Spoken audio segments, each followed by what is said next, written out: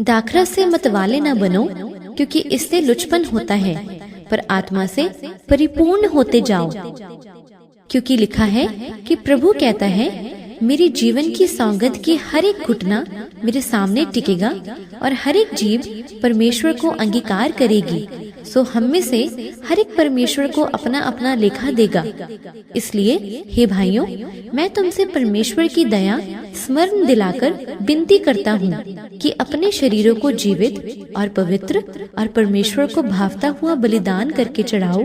यही तुम्हारी आत्मिक सेवा है। और इस संसार के सदृश ना बनो, परंतु तुम्हारी बुद्धि के नए हो जाने से तुम्हारा चाल चलन भी बदलता जाए, जिससे तुम परमेश्वर की भली और भावती और सिद्ध इच्छा अनुभव से मालूम करते रहो।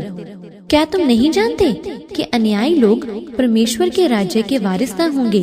धोखा न खाओ, न वैश्यगामी, न मूर्ति पूजक, न परस्त्रीगामी, न लुच्चे, न पुरुषगामी, न चोर, न लोभी, न पियक्कड़, न गाली देने वाले, न अंधेर करने वाले परमेश्वर के राज्य के वारिस होंगे। और तुम में से कितने ऐसे ही थे, परंतु तुम प्रभु यीशु मसीह के नाम से और हमारे परमेश्वर के आत्मा से धोए गए और पवित्र हुए और धर्मी ठहरे। सब वस्तुएं मेरे लिए उचित तो हैं, परंतु सब वस्तुएं लाभ की नहीं। सब वस्तुएं मेरे लिए उचित हैं, परंतु मैं किसी बात के अधीन न होऊंगा। ऐसे ही तुम भी अपने आप को पाप के लिए तो मरा, परंतु परमेश्वर के लिए मसीह यीशु में जीवित समझो। इसलिए पाप तुम्हारे मरणहार शरीर में राज्य न करे कि तुम उसकी लालसाओं के अधीन रहो, और न अपने अंगों को अधर्म के हथियार होने के लिए पाप को सौंपो, पर अपने आप को मरे हुओं में से जी उठा जानकर परमेश्वर को सौंपो, और अपने अंगों को धर्म के हथियार होने के लिए परमेश्वर को सौंपो। सो यदि पुत्र तुम्हें स्वतंत्र करेगा, तो सचमुच तुम स्वतंत्र हो जाओगे। दाख मधु ठट्टा करने वाला और मदिरा हल्ला मचाने वाली है। जो कोई उसके कारण चूक करता है, वह बुद्धिमान नहीं। जो अपने अपराध छिपा रखता है, उसका कार्य सफल नहीं होता, परंतु जो उनको मान लेता और छोड़ भी देता है, उस पर दया की जाएगी।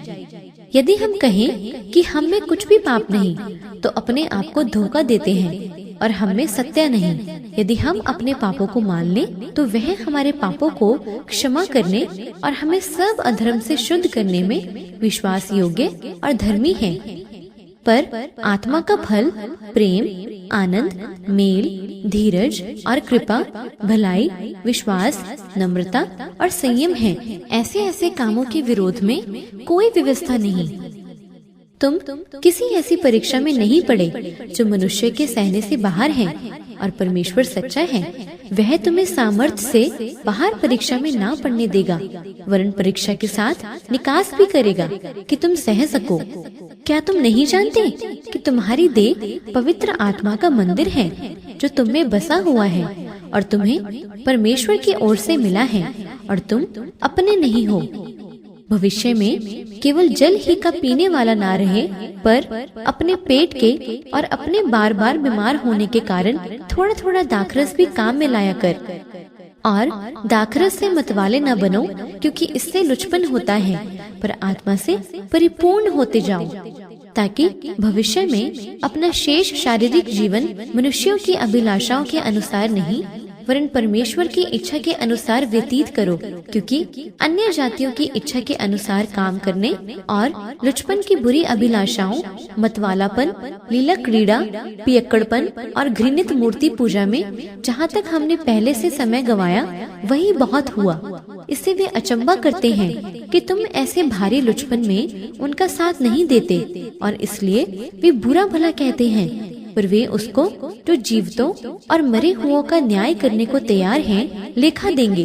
क्योंकि मरे हुओं को भी सुसमाचार इसीलिए सुनाया गया कि शरीर में तो मनुष्य के अनुसार उनका न्याय हो, पर आत्मा में वे परमेश्वर के अनुसार जीवित रहें। सब बातों का अंत तुरंत होने वाला है, इसलिए संयमी होकर प्रार्थना के लिए सचेत रहो।